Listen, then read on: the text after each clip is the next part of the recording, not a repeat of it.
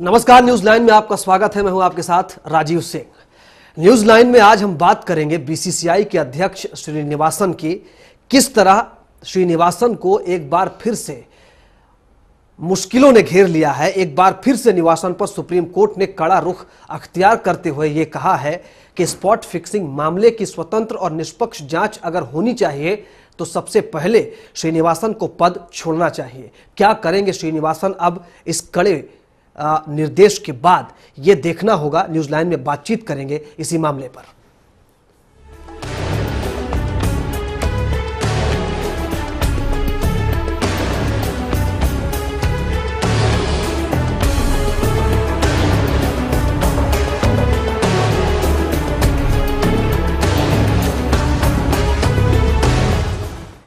तो अब तो जाना ही होगा बॉस। एन श्रीनिवासन पर बीसीसीआई अध्यक्ष पद छोड़ने के लिए दबाव बढ़ गया है।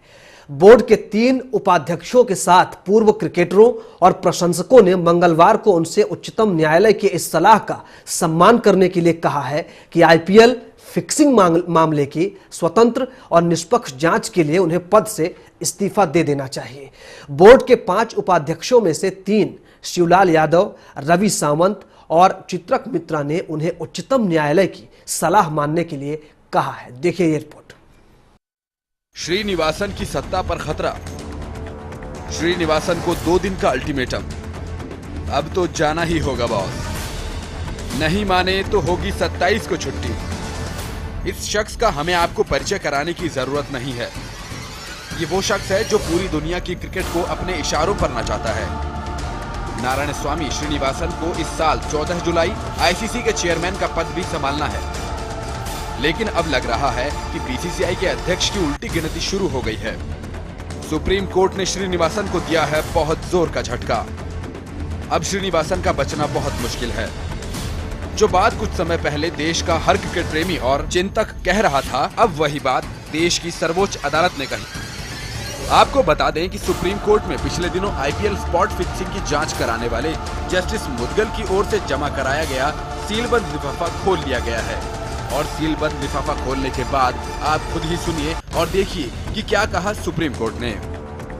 श्रीनिवासन को अपने पद से इस्तीफा दे देना चाहिए। बिना श्रीनिवासन के इस्तीफे के स्पॉट फिक्सिंग की निष्पक्ष जांच संभव नहीं है। अगर श्रीनिवासन पद नहीं छोड़ते हैं तो फिर हमें अपना फैसला सुनाना होगा। सुप्रीम कोर्ट इस सख्त टिप्पणी के बाद अब श्रीनिवासन का बीसीसीआई का अध्यक्ष पद ही नहीं बल्कि आईसीसी का वो चेयरमैन का पद भी खतरे में पड़ गया है जो वो 14 जुलाई से संभालने जा रहे हैं। सुप्रीम कोर्ट ने श्रीनिवासन का इस्तीफा देने के लिए 2 दिन का समय दिया है। अब मामले की सुनवाई वीरवार को होगी और जो हालत दिखाई पड़ रही है उससे तो यही लगता है कि इससे पहले सुप्रीम कोर्ट श्रीनिवासन को जलील करके बीसीसीआई से बाहर निकाले, उन्हें खुद ही अपने पद से इस्तीफा दे देना चाहिए। Manish Sharma, channel 1 news. जी, तो क्रिकेट को क्लीन करने की यह सब कवायद है, लेकिन उच्चतम न्यायालय के इस निर्देश आदेश या इस पूरे अब जो मामला आया इसको लेकर के कितना असर पड़ेगा यह अभी देखने वाली बात है। श्रीनिवासन क्या करेंगे, बीसीसीआई क्या करेगा और क्रिकेट क्या क्लीन होगा और क्या क्या दांव पेच आजमा सकते हैं श्रीनिवासन। इस पूरे मसले पर बातचीत करने के लिए हमारे साथ न्यूज रूम में मौजूद हैं कई मेहमान। हमारे साथ धीरज दीक्षित जी हैं, आप क्रिकेट विश्लेषक हैं। साथ ही हमारे पॉलिटिकल एडिटर मनोज वर्मा जी हमारे साथ जुड़े हुए हैं। मनीष शर्मा, खेल संवाददाता, खेल संपादक भी हमारे साथ जुड़े हुए हैं बातचीत करने के लिए। शुरुआत करूंगा धीरज जी आपसे। कितना असर पड़ेगा इस फैसले का, इस निर्देश का? देखिए, मैं क्या बता सकता हूँ इसके अंदर। ये तो पहले भी घटना घटती रही है और श्रीनिवासन जी जिस तरीके से उनका व्यापार है उस व्यापार का कहीं ना कहीं अंश उनके अंदर चिपका हुआ, क्योंकि सीमेंट का काम है उनका। सीमेंट की तरह से वो क्रिकेट बोर्ड के साथ चिपके हुए हैं वो। और क्या करेंगे, क्या गुल खिलाएंगे, ये तो अभी उनके दिमाग में क्या चल रहा है ये तो मैं नहीं समझता कि कुछ अभी कोई बहुत बड़ी कहानी होने वाली है। लेकिन इस बात पे बहुत ज़्यादा सीरियसली ध्यान देने वाली बात है कि उस चिट्ठी के अंदर जो उन्होंने जो सीलबंद जो लिफाफा है उसके अंदर क्या ऐसा पिटारा खुलने वाला है जिसकी वजह से क्रिकेट के अंदर एक बहुत बड़ा भूचाल आने वाला है। और सबसे बड़ी गौर करने वाली बात यह है कि उसके अंदर एक प्रेजेंट प्लेयर और एक फॉर्मर प्लेयर का नाम है, जो मैं समझता हूं कि उसके अंदर वो नाम जरूर शामिल होगा और उन्होंने क्या क्या गुल खिलाए होंगे ये भी उसके अंदर उनका कार्य सारा उसके अंदर बताया गया होगा उस सीलबंद लिफाफे के अंदर। और सब कुछ जिस तरीके से स्कूल के अंदर एक प्रिंसिपल की रिस्पॉन्सिबिलिटी होती है, देश के अंदर एक प्राइम मिनिस्टर की रिस्पॉन्सिबिलिटी होती है, ऐसे ही क्रिकेट बोर्ड का अध्यक्ष होने के नाते श्रीनिवासन की एक नैतिक जिम्मेदारी बनती है, एक रिस्पॉन्सिबिलिटी बनती है कि अगर उनके ऊपर कोई छीटाकशी हो रही है तो उसको एक तो निष्पक्ष जांच प्रभावित ना हो। लेकिन ये बड़ी गजब की बात है कि चोर से ही आप अदालत जैसा व्यवहार करने की उम्मीद करिए। क्या ये मुमकिन लगता है आपको? जो कड़ा निर्देश दिया है, जितना कड़ा कि जिस कड़े लहजे में सुप्रीम कोर्ट बोला है, क्या नैतिकता नाम की चीज बची हुई है श्रीनिवासन में? नैतिकता नाम की तो क्या कह सकते हैं। अब देखिए, आप कोर्ट कितनी बार इंस्ट्रक्शन देगा। पहले भी कोर्ट ने कुछ डायरेक्शंस दी थी जिसके बाद उन्होंने बड़े ही बेशर्मी से उन्होंने उस पद के साथ चिपके रहे और कुछ टाइम के लिए जगमोहन डालमिया जी को बिठा दिया था, लेकिन वो भी एक कहानी थी। अब यहाँ पे भी कुछ ना कुछ मैं समझता हूँ कि ये इतनी आसानी से कुछ ना कुछ है। मनीष साहब के पास आऊंगा। मनीष साहब को क्या लगता है, क्या होगा? बहुत ज्यादा उम्मीद धीरज जी को नहीं लगती है।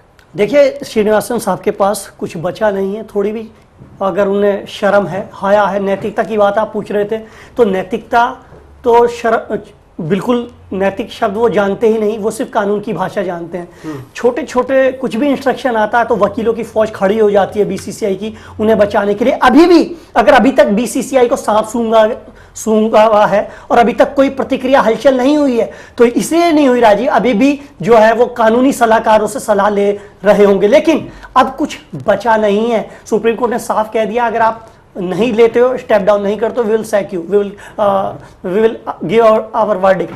तो 27 अगर श्रीनिवासन साहब अपनी बेइज्जती नहीं कराना चाहते तो बेहतर यही है। बेइज्जती की परवाह लगती है आपको?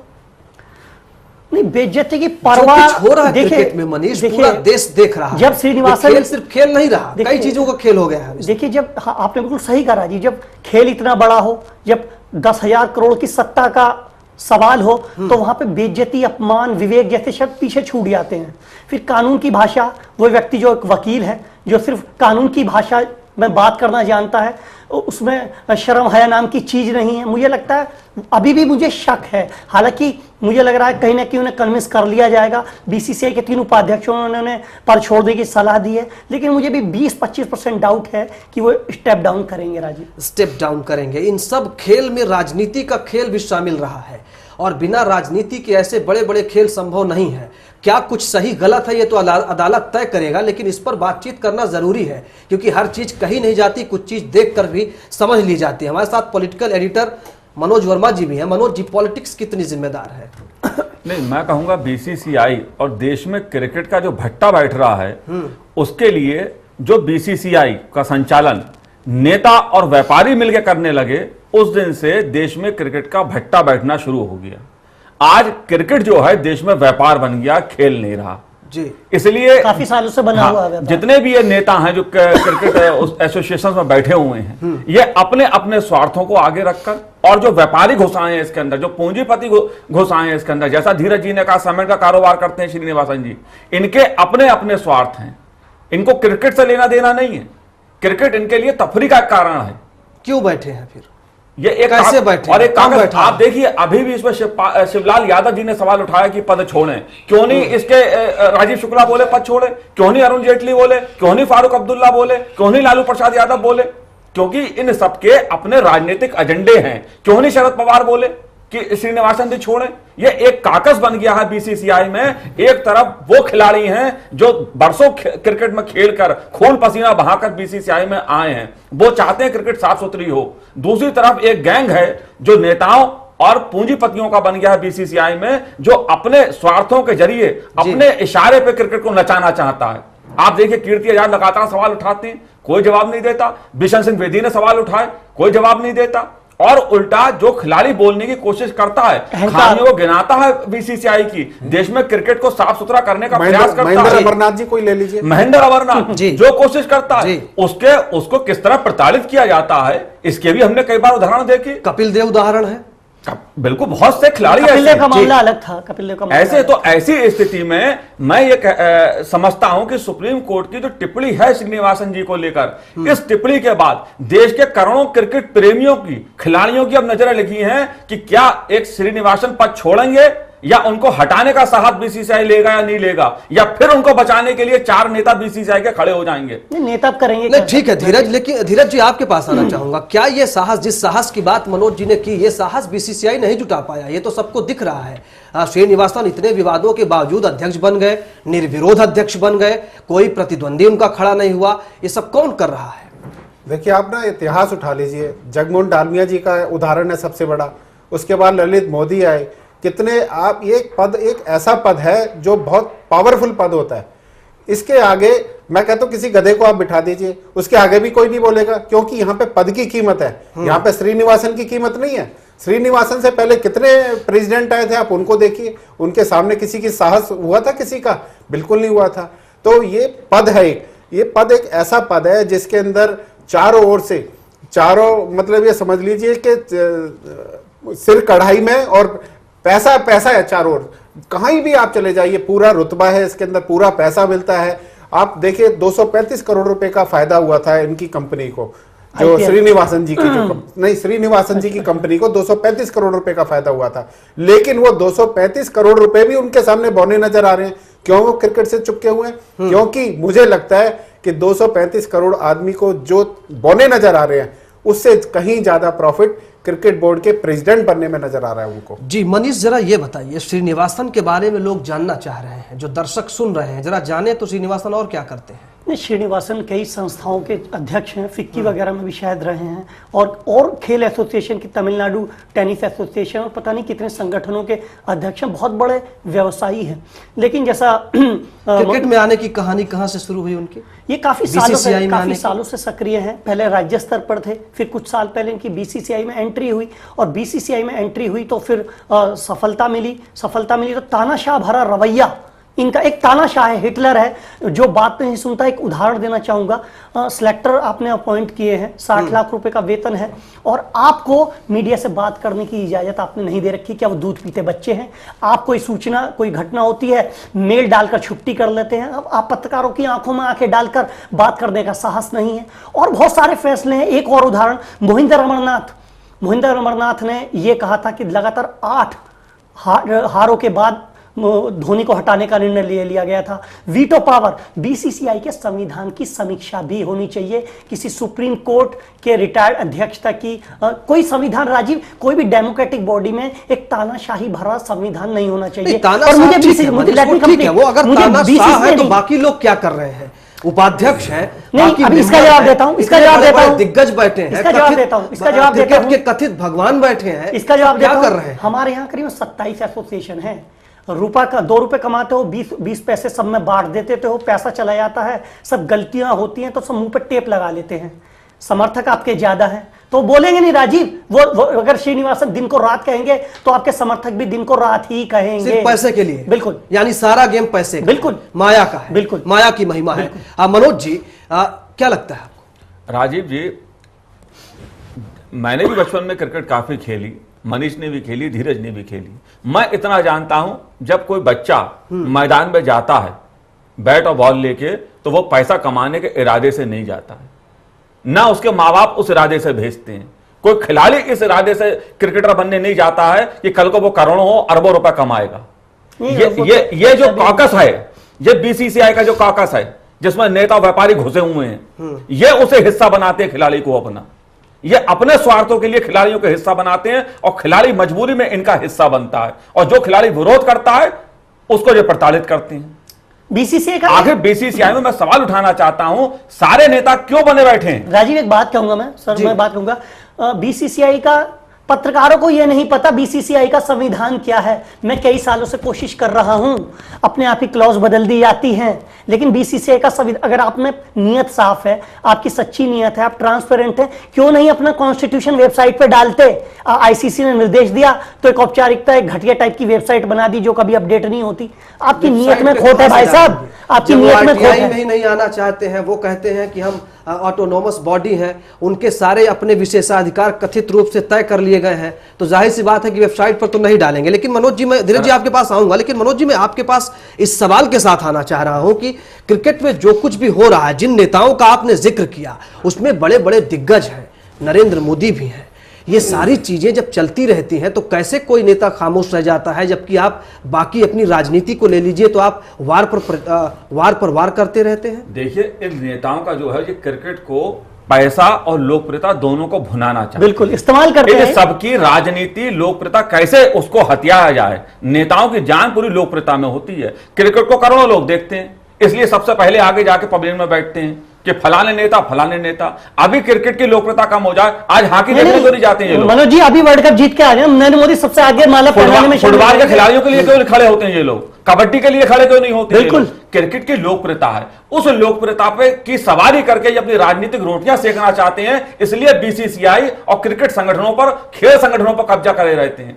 आप देखिए कितने मामले आए हैं, आयकर विभाग का रगड़ा पड़ा हुआ है इसका, अगर मैं मनीष गलत नहीं हूं, बीसीसीआई का हिसाब किताब को लेकर करोड़ों रुपए का हेरफेर है इसमें जी। दूसरा प्रसारण संबंधी मामला है, वो कैग की रिपोर्ट में आया, उसमें भी घपला हुआ।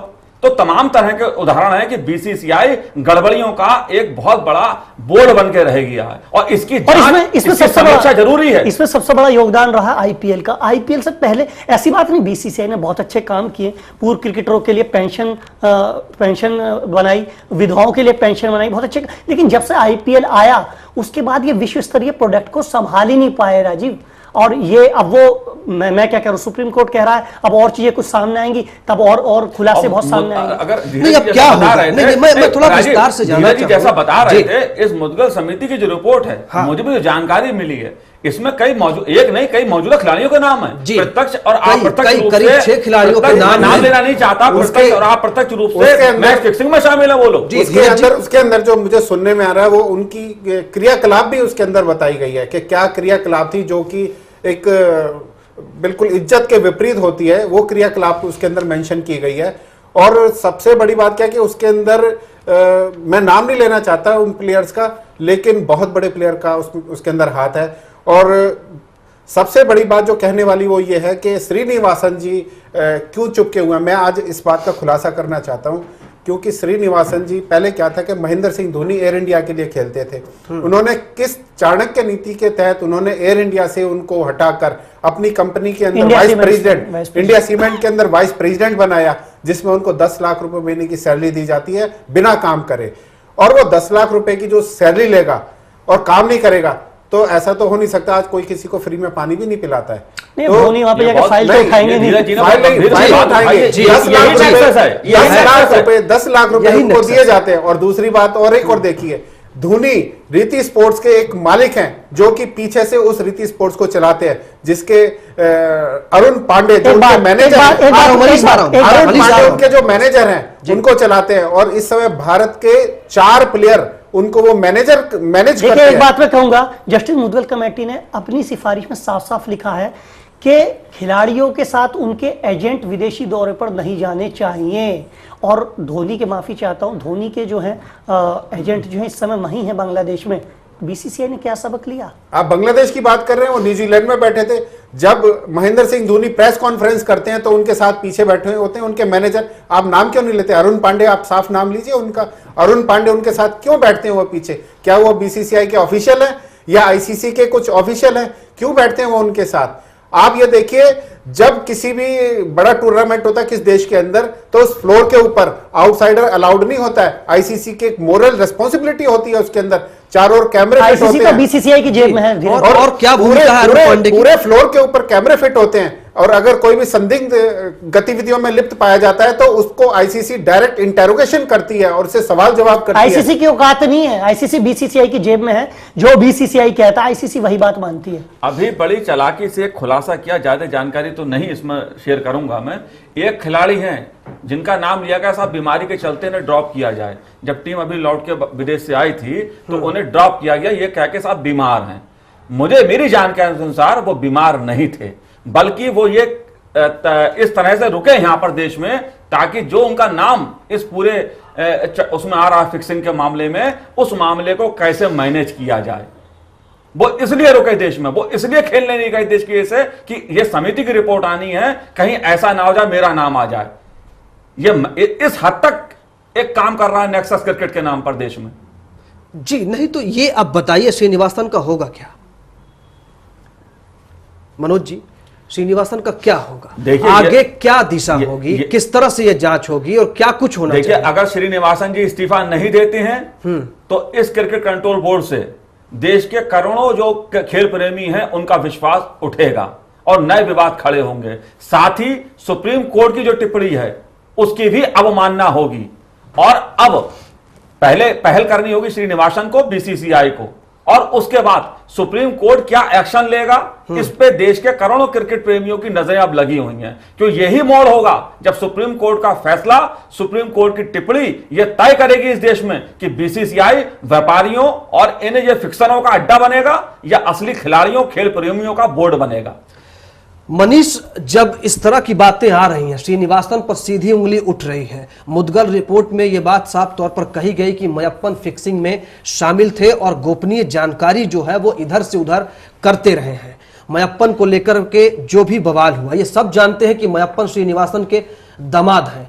बिना रिश्तों के इतनी बड़ी चीजें नहीं होती और एक दूसरे को ना पता हो, ये यकीन करना बड़ा मुश्किल है। तो क्या सिर्फ श्रीनिवासन के हट जाने भर से ये सारी चीजें हो जाएंगी और क्या श्रीनिवासन जैसा फिर कोई दूसरा श्रीनिवासन नहीं आएगा? नहीं, सुप्रीम कोर्ट के फैसले की ओर जाऊंगा। सुप्रीम कोर्ट ने कहा है हम आगे की बात तब शुरू करेंगे, पहले भाई साहब आप इन्हें हटाइए। जब सीलबंद लिफाफा सुप्रीम कोर्ट ने सार्वजनिक नहीं किया और बीसीसीआई के जो वकील हैं जो बीसीसीआई को रिप्रेजेंट कर रहे थे, उन्हें कहा एक रिपोर्ट के कुछ पोर्शन पढ़िए आप और आप भी बताइए क्यों नहीं श्रीनिवासन को हटाया जाना चाहिए। यानी बातें बहुत ही ज्यादा गंभीर हैं। खिलाड़ियों का रोल ही गंभीर नहीं है, रोल जो है स्पॉट फिक्सिंग में लेकर कहीं ना कहीं इन बॉस का, श्रीनिवासन साहब का रोल भी बहुत ज्यादा गंभीर है। और ऐसे में तो क्या होगा, जैसे जैसे पढ़ते आगे बढ़ेंगी सब कुछ सुप्रीम कोर्ट की ओर देख रहा हूं मैं। सुप्रीम कोर्ट ही अब तय करेगा। सुप्रीम कोर्ट के हाथ में ये गंदगी को क्लीन करने की जिम्मेदारी सुप्रीम कोर्ट के हाथ में ही है। चलिए छोटा सा ब्रेक लेंगे, बातचीत को आगे बढ़ाएंगे कि आखिर इसमें ये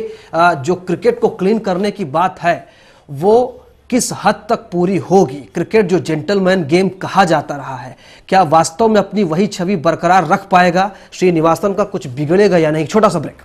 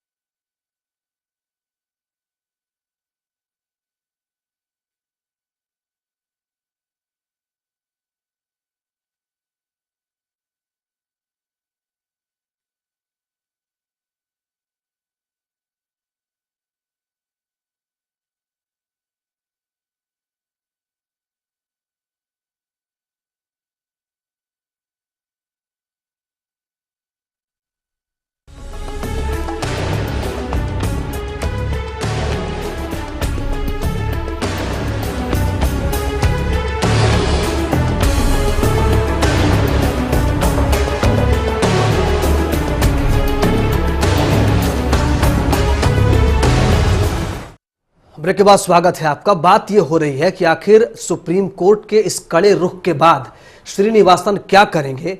क्या अध्यक्ष पद से वो हटेंगे? और हटेंगे तो उसके बाद क्या होगा? क्रिकेट को क्लीन करने की ये जो बात हो रही है, इसके पीछे और क्या क्या चीजें हैं और क्यों आखिर ये हालत है? क्रिकेट को लेकर इतना हाय तौबा क्यों है? गेम है, उसको खेल को खेल की तरह लिया जाए, लेकिन नहीं, ये पूरा बिजनेस हो गया, व्यापार हो गया। जो बात धीरज जी ने कही, बातचीत को मैं आगे बढ़ाऊंगा। धीरज जी, आपके पास आना चाहूंगा मैं। सवाल मेरा यह है आपसे कि जिन और खिलाड़ियों का नाम आ रहा है, उनको लेकर के जो जिक्र किया गया है मुद्गल कमेटी की रिपोर्ट में, उसको आप किस तरह से देखते हैं? साथ ही जब केवल बीसीसीआई पर निर्भर हो जाया जाए कि वो अपने सहारे सारी चीज कर ले, अपने संविधान में कड़े नियम बना ले, ऑटोनॉमस बॉडी है, बाकी सरकार से आपको मतलब नहीं है, देश से आपको मतलब नहीं है, ये चीजें कैसे मैनेज होंगी? देखिए राजीव जी, एक बात बताइए, बीसीसीआई क्या है? कोई दीवार या जमीन या आसमान तो है नहीं जी, यही मैं आपसे जानना चाह रहा हूं। यही बैठे हुए जो लोग बैठे हुए हैं, अब श्रीनिवासन जी उसके हेड है। अब जो श्रीनिवासन जी जो हेड है, उनके अंडर में कितने प्लेयर हैं जो उनकी कंपनी के लिए काम करते हैं, या वो एक हिंदुस्तान का जो कैप्टन, जो क्रिकेट प्लेइंग नेशन है बहुत बड़ा, महेंद्र सिंह धोनी, उनकी टीम से खेलते हैं। अब वो खेलते हैं, वो रीति स्पोर्ट्स के एक मालिक हैं। अब उसके अंदर 4 प्लेयर मैनेज होते हैं। ये एक ऐसा मकर जाल है राजीव जी, जिसके अंदर निकलना बहुत मुश्किल है। आप ये देखिए, श्रीनिवासन जी का विरोध होता है, अगर मान लीजिए श्रीनिवासन जी का विरोध होता है तो 10 नेता उनको बैकअप करने के लिए तैयार हो जाएंगे। क्यों? क्योंकि सभी लोग इससे, सबकी रोजी रोटी चलती है इससे। क्रिकेट बोर्ड एक कोई संस्था नहीं है, क्रिकेट बोर्ड एक कल्पतरु गाय है, जिसके अंदर सारे नेता उसका दूध धोते हैं और सबको दूध मिलता है, सबको अपनी अपनी जगह पे बैठे बिठाए सबको अपनी हिस्सा मिल जाता है। प्लेयर को अपनी औकात से ज्यादा उनको दिया जाता है, नेताओं को अपने चुप रहने के लिए दिया जाता है, और जो एडमिनिस्ट्रेशन है जो आसपास का उसको भी चुप किया जाता है। इसलिए मैं नहीं समझता कि श्रीनिवासन जी, खैर सुप्रीम कोर्ट की तो अवमानना नहीं करनी चाहिए, मैं इस बात के से तो मैं सहमत हूं, लेकिन मुझे नहीं लगता कि किस तरीके से चालाकी से वो सुप्रीम कोर्ट की इस पिटारे को वो किस तरीके से उसको दबा देंगे। ये जरूर कुछ ना कुछ एक ऐसी बातें होने वाली हैं जो शायद एक इतिहास बन जाएगी। कानूनी रूप से कई लूप होल्स होते हैं, उनका सहारा भी लिया जाता है। मनीष, क्या दांवपेच और आजमाएंगे वो? देखिए, दांवपेच वही है, अपने वकीलों से डिस्कस कर रहे होंगे, कानूनी सलाहकारों से डिस्कस कर रहे होंगे। मुझे लगता है कि कल तक कुछ फैसला आएगा और फैसला ले लेना चाहिए, क्योंकि कहीं ना कहीं तो उनका एक सेल्फ रेस्पेक्ट भी होगा, या सेल्फ रेस्पेक्ट भी खत्म हो गया, जमीर भी खत्म हो गया है। पैसे क्या कि कोई सुप्रीम कोर्ट इतनी ज्यादा सख्त है, सुप्रीम कोर्ट ने 2 दिन का समय दिया है आपको, अगर आप डिसीजन नहीं लेंगे तो हमें ऑर्डर पास करना होगा, साफ साफ इशारा है। तो भला इसी में है श्रीनिवासन साहब स्टेप डाउन कर दें। ठीक है, मुद्गल कमेटी में जो रिपोर्ट आई उसमें जो कुछ निर्देश दिए गए, कुछ सुझाव दिए गए इस क्रिकेट में फिक्सिंग को दूर करने के लिए, फिक्सिंग जैसी जो चीजें हैं उसको रोकने के लिए, उसमें जो एक एजेंट का जिक्र आपने किया कि एजेंट को जो है उनको रजिस्टर्ड किया जाए, उस पर निगाह रखी जाए। क्या ये सारे कानून जो हैं और इसके जरिए कितनी जो छवि है क्रिकेट की क्लीन की जा सकती है? देखिए, इससे बहुत ज़्यादा हेल्प मिलेगी राजीव, ये बहुत पहले चीज़ें हो जानी चाहिए थी। लेकिन एक सवाल मैं करना चाहूँगा, अगर मैं खिलाड़ी हूँ, मैं कैसे परिवार से आया हूँ कि जहाँ पिता चाय बेचते थे या रेहड़ी लगाते थे, अजय रात्रा के क्रिकेटर हैं जो कई खिलाड़ी मिडिल क्लास से आते हैं, तो मैं ये कहना चाहता हूँ कि मुझे सम्मान पूर्वक जिंदगी जीने के लिए आखिर कितना पैसा चाहिए? एक बंगले के लिए, महंगी गाड़ी लेने के लिए मुझे कितना पैसा चाहिए? इतना सारा पैसा सब मुझे बीसीसीआई से मिलता है, फिर मैं क्यों बहक जाना चाहिए मुझे और पैसा लेने के लिए? तो खिलाड़ियों की एक नैतिक जिम्मेदारी है, उन्हें भी एक ये अंदर की आवाज है। देखो, ग्रीड जो होता है, जब तक आप अंदर से खत्म नहीं करोगे तब तक कुछ नहीं होगा। खिलाड़ियों को खुद समझनी होगी। ये दिक्कत है मनोज जी। जब ये बात होती है कि बीसीसीआई जो है वो मनमानी कर रहा है, श्रीनिवासन किसी की सुनते नहीं है, अध्यक्ष बने रहते हैं चाहे जितना हंगामा होता रहे, क्रिकेट का या खेल का जो देश की जो सरकार है, खेल मंत्रालय जो है, उसकी कितनी भूमिका बनती है? आपका कानून क्यों बौना हो जाता है बीसीसीआई के सामने? क्यों श्रीनिवासन के सामने आप छोटे साबित हो जाते हैं? खेल मंत्री अजय माकन जब थे, उन्होंने बयान दिया तो बवाल मच गया, सब उन्हीं के पीछे पड़ गए। मैं यही बात कहने वाला था। जब अजय फिक्सिंग वाला मामला आया था, अजय माकन ने कोशिश की थी कि हम इस पर थोड़ा सा नियंत्रण सरकार का हो, तो राजीव शुक्ला कांग्रेस के और अरुण जेटली बीजेपी के, एनसीपी के शरद पवार, राजीव शुक्ला दोनों मंत्री, अरुण जेटली राज्यसभा में विपक्ष के नेता। आप इस समीकरण को समझिए, सरकार और विपक्ष सब एक तरफ, अजय माकन को ही कदम पीछे खींचने पड़े। जब तक मेरा कहना यह है कि इससे श्रीनिवासन जी इस्तीफा दे दें, मैं नहीं मानता इससे कोई बहुत फर्क पड़ेगा। मैं धीरज जी, तो मैं सवाल ये आपसे जानना चाहता हूं, जब तक सख्ती के साथ सुप्रीम कोर्ट ये कहेगा नहीं कि इससे, इस बॉडी से जितने ये 15-15 साल से बैठे हुए लोग हैं, नेता, व्यापारी, पूंजीपति, ये जब तक बाहर नहीं होंगे तब तक क्लीन नहीं होगा बोर्ड। ठीक है, लेकिन कोई और क्या श्रीनिवासन बैठ जाएगा आके। लेकिन क्या सरकार पर भी सुप्रीम कोर्ट की सख्ती जरूरी है? जिस सवाल को मैं जानना चाह रहा हूं, जब अजय माकन जैसे व्यक्ति सवाल उठाते हैं खेल मंत्री होते हुए और बौने साबित हो जाते हैं, आखिर यह नौबत क्यों आती है? अभी हाल में राहुल गांधी ने भी एक बयान दिया था कि जो खेल संघों पर नेता बैठे हुए हैं उनको हटना चाहिए। सिर्फ इस बयान भर से क्या ये चीजें सुधर जाएंगी? क्यों नहीं होता? देखिए, नेताओं का एक बहुत बड़ी लॉबी है जो नहीं छोड़ना चाहती इन खेल संगठनों को। जैसा कहा, दुधारू गाय की तरह भी हैं और अपनी राजनीति चमकाने के लिए भी इन खेल संगठनों की जरूरत उनको पड़ती है। हमने पूर्व में कई लोगों को देखा, नेताओं को ऐसे, इसलिए वो इतनी आसानी से छोड़ना नहीं चाहते इन खेल संगठनों को। वरना ये कॉमन सी बात है, जिन लोगों ने बल्ला नहीं पकड़ा वो देश का क्रिकेट कंट्रोल बोर्ड चला रहे हैं, जो डिस्ट्रिक्ट के क्रिकेट नहीं खेले वो राष्ट्रीय स्तर के खिलाड़ी चयन करते हैं, रणजी ट्रॉफी के सिलेक्शन में दखल देते हैं। धीरज, आपने बड़ा क्रिकेट खेला है, अंदर की चीजें देखी होंगी, ड्रेसिंग रूम की चीजें देखी होंगी, और जो मैदान पे दिखता है सिर्फ उतना नहीं होता, ये हर सबको पता है। अंदर क्या क्या होता है, किस तरह से ये चीजें मैनेज होती हैं, आखिर ये एक बपौती क्यों होती है? बीसीसीआई हर चीज में अपनी बात ऊपर रखता है। देश के जो स्टेडियम है वो आपकी बपौती है, बाकी कोई आपके पैरेलल खेल नहीं सकता, कोई संस्था खड़ी नहीं हो सकती है। ये क्यों होता है? अब इसमें क्या बता सकते हैं, ड्रेसिंग रूम के अंदर क्या होता है ये तो आप भी अच्छी तरह से जानते हैं, लेकिन चूंकि मैच के दौरान मैं काफी करीबी से इनके फोटोग्राफ्स करता था तो मैं थोड़ा सा और ज्यादा जानता हूं, लेकिन कुछ बातें ऐसी होती हैं जिनको मैं सार्वजनिक रूप से मैं बता नहीं सकता हूं, बात नहीं। ठीक है, नाम मत लीजिए, लेकिन बताइए दर्शकों को जाने वो कि हाँ, इतना जरूर होता है कि ड्रेसिंग रूम का माहौल बड़ा ही छिन्न भिन्न तरीके से होता है और प्लेयर्स को अपने प्रदर्शन केवल उतना ही कंसर्न होता है जितना कि वो पैसा उसको कितना मिल रहा है, कितना पैसा आ रहा है, कितनी मशहूरी हो रही है, सारी बातें वो होती है। अपने टेक्निक के ऊपर कोई बात नहीं होती है। रन अगर आपने अच्छे मार दिए तो फोन चालू हो जाते हैं, क्योंकि ये है बड़ी वजह, यही जानना चाह रहा हूं। लेकिन वो फोन जमा होते हैं आईसीसी के जो एंटी करप्शन विंग का जो होता है। हाँ। जैसे ही उनका अपना खेल खत्म हुआ फोन चालू हो जाते हैं, मैंने कैसे रन मारे, मैं कैसा दिख रहा था, किस तरीके से मेरा बैट घूम रहा था, क्या रिएक्शन था पब्लिक का और आसपास के लोगों का क्या रिएक्शन था, ये सब कुछ होता है। और इससे ज्यादा तो क्या धीरज जी, क्या बॉस की बॉसगिरी भी उन पर हावी होती है, श्रीनिवासन जैसे बॉस की, कि भैया आप जो खेल रहे हैं उस पर पैसा ही सब कुछ है और बॉस का ऑर्डर ही सब कुछ है, इसलिए इस हिसाब से खेलना होगा, ये करना होगा आपको? देखिए, ये तो मैं आईपीएल के अंदर तो इस बात को मैं थोड़ा सा समझ सकता हूँ, लेकिन क्योंकि आईपीएल का ही मामला, इसलिए मैं आपसे सवाल करना चाह रहा हूं। तो इस बात को मैं समझ सकता हूँ क्योंकि कुछ बातें ऐसी हुई थी कि 8 में से 6 स्पॉन्सर जो थी, स्पॉन्सर टीम थी, वो कहीं ना कहीं किसी गलत प्रवृत्तियों में लिप्त पाए गए थे। हालांकि अभी तक उनका कोई ऐसा साबित नहीं हो पाया, लेकिन 2-4 को अगर छोड़ दिया जाए, 2-4 के खिलाफ अभी भी कोई ऐसी बातें नहीं है। फिर भी आप एक बात बताइए, 1700 करोड़ रुपए की कोई टीम बिकती है तो मुझे ये बता दीजिए आपके 1700 करोड़ रुपए वो क्यों तो उसने डाले, उसको कैसे प्रॉफिट होगा, किस तरीके से वो कमाएगा। और सुनने में तो ये भी आता है कि 1700 करोड़ उनके 2 साल में 2 बार की टीम में ही उनके पूरे हो जाते हैं और उसके ऊपर प्रॉफिट भी हो जाता है उनको। जी मनीष, आपको क्या लगता है? क्या सवाल है जी? सवाल यही मेरा है कि जिन चीजों का जिक्र किया धीरज जी ने, जो एक अंदर का नेक्सस है, जब हम श्रीनिवासन की बात करते हैं तो उसमें सिर्फ श्रीनिवासन एक किरदार नहीं है, कई लोग हैं इस कहानी के पीछे, जिसका पूरा एक नेटवर्क होता है। जब स्पॉट फिक्सिंग की बात हो रही है तो क्या खिलाड़ियों पर यह बॉसगिरी इतनी हावी होती है कि क्या उस मजबूरी में, उस दबाव में भी ये चीजें होती हो?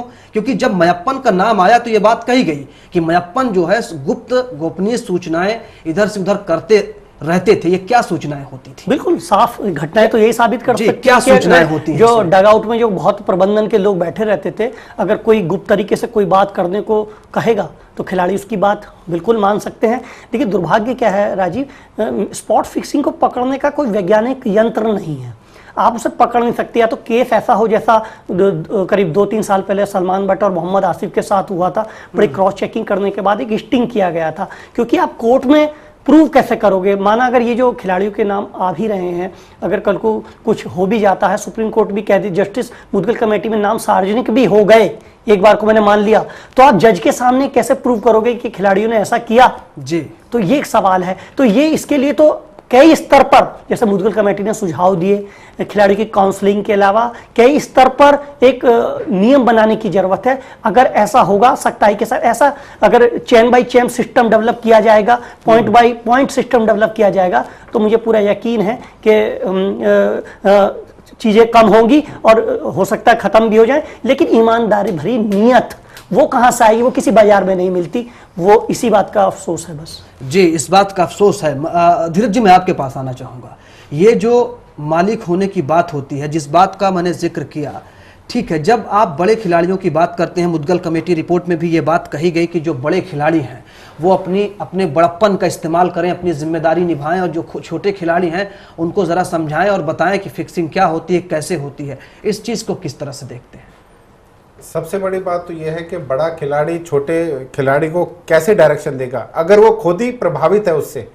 अब मैं राहुल द्रविड़ की बात नहीं कर रहा, मैं सचिन तेंदुलकर की बात नहीं कर रहा। आप ये देखिए कि इनके दरमियान में भी ये आईपीएल की जो स्पॉट फिक्सिंग जो हुई थी, ये इन्हीं के रहते हुए हुई थी। हालांकि इनकी कोई इन्वॉल्वमेंट नहीं थी, लेकिन बड़ा खिलाड़ी किस तरीके से मोटिवेट करेगा, मुझे तो ये समझ में नहीं आता। ये तो पैसा एक ऐसी चकाचौंध एक वस्तु है कि जिससे कोई भी प्रभावित हुए बगैर कोई रह नहीं सकता है। आप कितने ही लेक्चर दे लो, कितने ही आप वो कर लीजिए, लेकिन स्पॉट फिक्सिंग अगर होनी है, पैसा जिसको कमाना है वो तो कमाना है। ये इनके इन प्रकार आप एक विकेट लेने पे या अच्छा प्रदर्शन करने पे मान लीजिए 10 लाख कमाते हैं, अगर आप उसी को इलीगल तरीके से आपको कोई 50 लाख दे रहा है तो शॉर्टकट से क्यों नहीं 50 लाख लेगा वो? आप मुझे बताइए। पैसे के अंदर एक ताकत होती है जिसको बोला जाता है तुष्टि गुण। तुष्टि गुण एक ऐसा होता है कि जिसको जितना आप कंज्यूम करोगे उतना ही बढ़ता है। तो तुष्टि गुण होता है, बहुत बड़ी पावर होती है पैसे के अंदर। पैसा की पावर बड़े खिलाड़ी की सजेशन से ज्यादा पावरफुल है। श्रीनिवासन साहब 235 करोड़ का प्रॉफिट कमाते हैं, बीसीसीआई से चिपके रहते हैं, पैसे का जादू है जी। मेरा एक बात मेरा दूसरा मानना इसमें यह भी है कि मान लीजिए कोई खिलाड़ी नहीं भी करना चाहे तो क्या उसे टिकने दिया जाएगा? Yes, that's a good point, yes. कोई टिकने देगा उसको? अगर देखिए उस नेक्सस में आपको शामिल होना ही पड़ेगा। मान लीजिए अगर धोनी नहीं चाहे साहब कुछ करना कि मेरी टीम फेयर गेम खेलेगी, yes. तो जो बीसीसीआई इस क्रिकेट को खिलवा रही है जी, उसके जो आका बैठे हैं, मैंने किया था, वो जो आका बैठे हैं क्या बॉसगिरी हावी होती है कि हाँ भाई आपको ऐसे ही करना है। ये अब स्पष्ट है कि बीसीसीआई में जो नेता और पूंजीपतियों का नेक्सस बना हुआ है वो ही प्रत्यक्ष अप्रत्यक्ष रूप से देश में क्रिकेट का संचालन कर रहा है, वो ही क्रिकेटरों को हाँकने का काम कर रहा है। तुम कैसे खेलोगे, कब खेलोगे, कितना खेलोगे, कितना महीने खेलोगे, सुबह खेलोगे, रात को खेलोगे, कौन से स्टेडियम में खेलोगे, जी टीवी की क्रिकेट नहीं खेलोगे, हमारी ही खेलोगे, ये सारा तय करने का काम बीसीसीआई के ये आका लोग करते हैं। ये आका लोग ही करते हैं और शायद यही वजह है कि ये हालत है। सुप्रीम कोर्ट को यहां तक कहना पड़ता है। हालांकि अब इसका असर क्या होगा, अब वो कौन सा दांवपेच आजमाएंगे श्रीनिवासन, ये बड़ी बात है। धीरज जी, आईसीसी का मामला है, आईसीसी का चेयरमैन बनने की कोशिश में लगे हुए हैं श्रीनिवासन। जुलाई में अध्यक्ष का पदभार संभालने वाले हैं, ऐसी बातें भी हैं, ये बात सामने है। इस पर कितना असर पड़ेगा? इसका तो बहुत ज़्यादा असर पड़ेगा मेरे हिसाब से, क्योंकि हिंदुस्तान की अपनी एक पॉलिटिक्स है। ये श्रीनिवासन जी हिंदुस्तान से बिलोंग करते हैं और आईसीसी के अंदर कम से कम 16 देश नहीं रूल है। हाँ, अगर बीसीसीआई अध्यक्ष ही नॉमिनेट हो, हाँ बिल्कुल बिल्कुल, उसी टॉपिक पर मैं आ रहा हूं। तो उनका जरूर विरोध आएगा इस बात पे कि क्योंकि ये एक डिस्प्यूटेड पर्सनैलिटी है, तो उस पर जरूर विरोध उठेगा। तो उस केस में क्या हो सकता है, जहां तक मैं समझता हूं बीसीसीआई किसी और दूसरे शख्स को नॉमिनेट करेगी चेयरमैनशिप के लिए। तो हो सकता है कि श्रीनिवासन जी का जो आने वाला जो 14 जुलाई को जो पद है चेयरमैनशिप का आईसीसी के लिए, वो खतरे में पड़ना लाजमी है। यह भी हो सकता है कि अभी मामला अंडर ट्रायल है तो अभी जाने दिया जाए इनको। नहीं, ऐसा मेरे हिसाब से नहीं लगता। हमारे यहाँ तो रिवाज यही है कि जब तक हमारे यहाँ रिवाज है, नहीं आ जाता है। ये इंटरनेशनल क्रिकेट काउंसिल है, नहीं कि बीसीसीआई के अध्यक्ष पद ही नहीं रहेंगे तो रूल उन्हें इजाजत नहीं देता इस बात। नहीं, रूल इजाजत नहीं देता, लेकिन उसके अंदर ये एक क्लॉज बनेगा कि वो बीसीसीआई अपना कोई शख्स होगा जिसको नॉमिनेट करेगा। बीसीसीआई का टर्म है। मनीष के जैसे हमने देखा कि कलमाड़ी साहब के भ्रष्टाचार के जो आरोप थे, उनके कारण भारत को इंडियन ओलंपिक उसमें काफी शर्मसार अंतरराष्ट्रीय स्तर पे होना पड़ा। पड़ा। जी। भारत के खिलाड़ी तिरंगा लेके नहीं खेल पाए। हाँ। क्या बीसीसीआई जो अंतरराष्ट्रीय क्रिकेट संघ है या सर, जो बहुत है अच्छा। उसके जो सदस्य हैं, जी।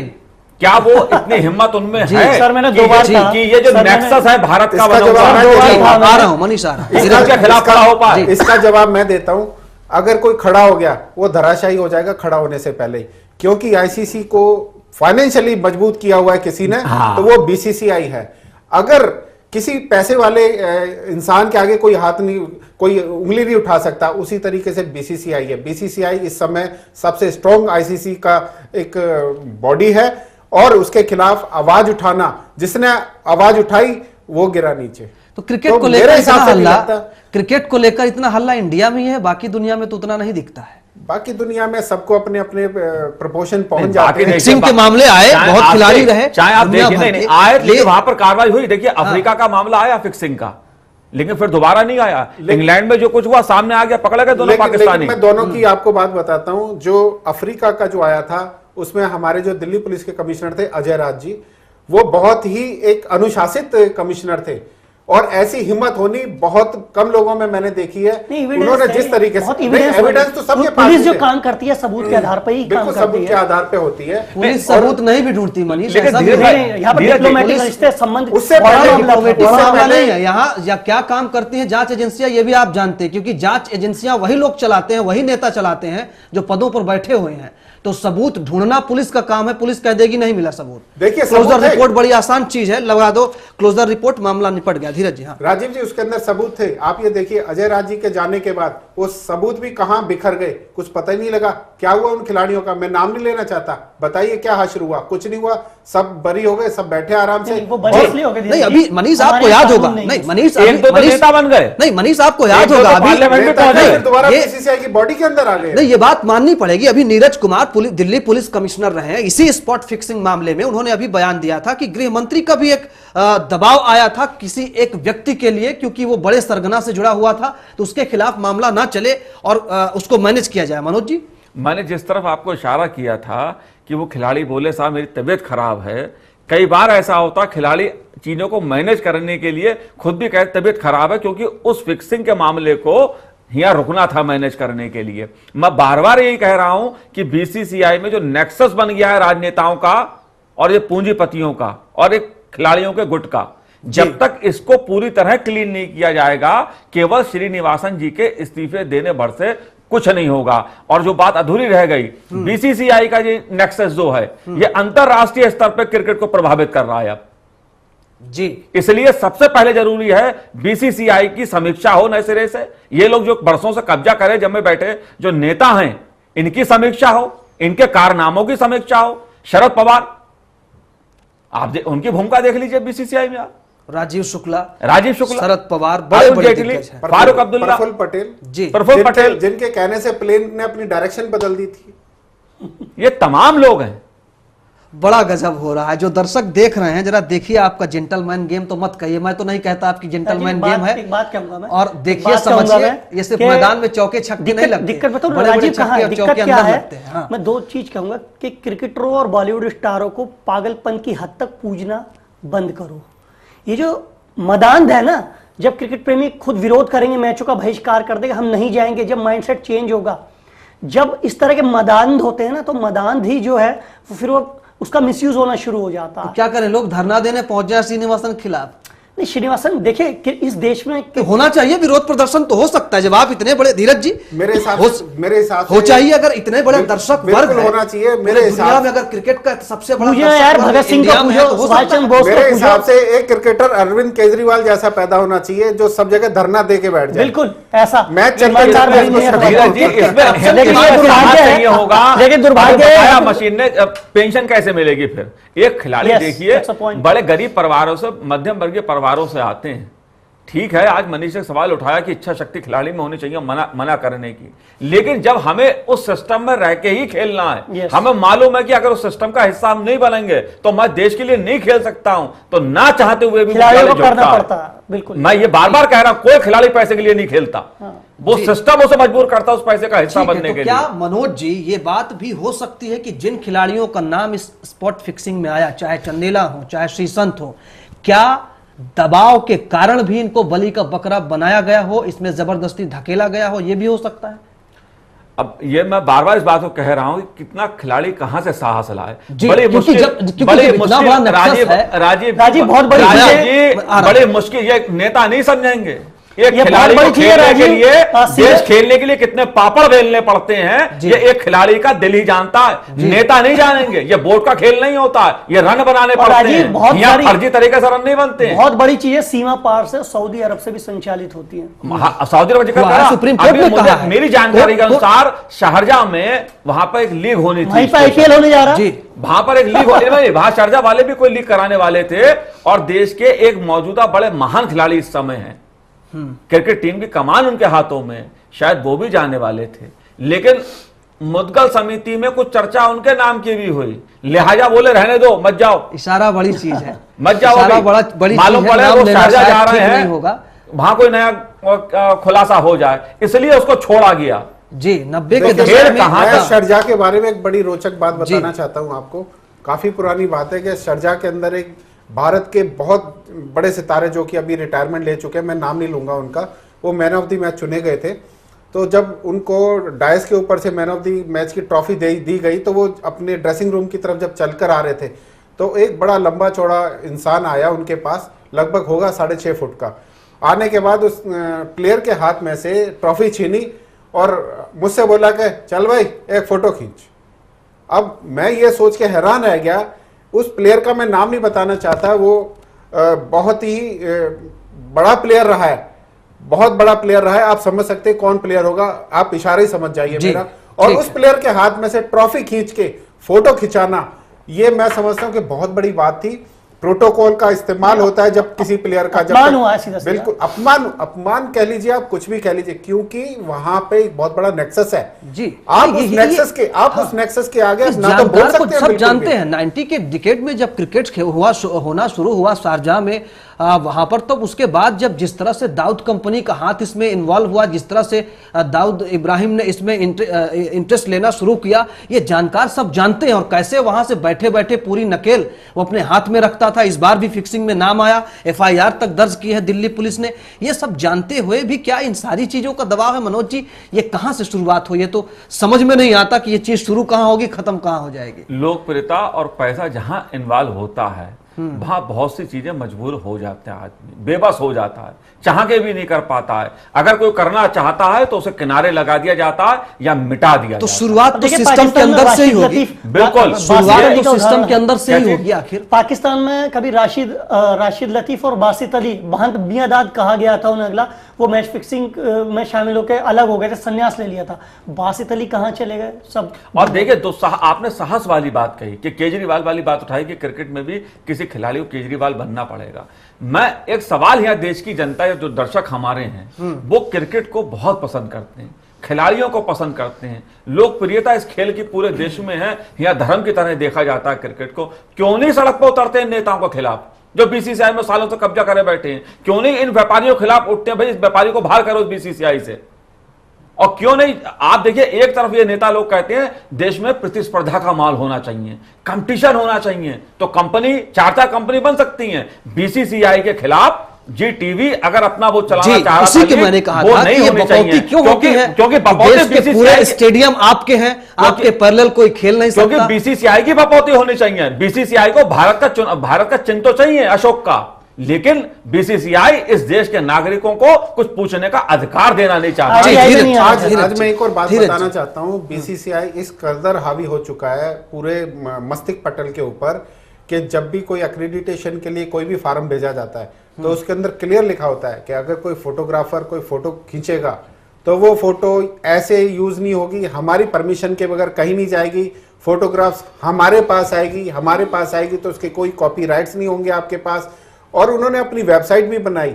मेरा बीसीसीआई के साथ काफी पुराना रिलेशन रहा है, मैं उनको पिक्चर्स देता रहा हूं मैं काफी, लेकिन वो अब इतने प्रोफेशनल हो गए, उनको पैसे के आगे अब कुछ नजर नहीं आता है।